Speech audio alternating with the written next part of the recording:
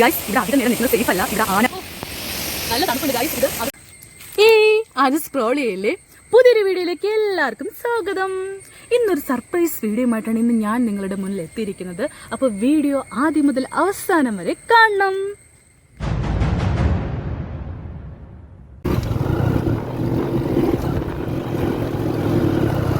ഞാൻ നേരത്തെ പറഞ്ഞില്ല, ഒരു സർപ്രൈസ് നിങ്ങളെ കാണിക്കാമെന്ന് വിചാരിച്ചു.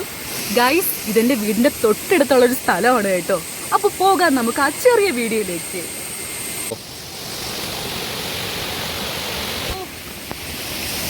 നല്ല തണുപ്പുണ്ട് ഗൈസ്. ഇത് അഗസ്ത്യർകൂടം, അവിടെ നിന്നുള്ള ഉത്ഭവമാണ് ഇതിൽ കൂടെ ഒഴുകുന്ന ഈ ഒരു വെള്ളം. നല്ല തണുപ്പാണ്.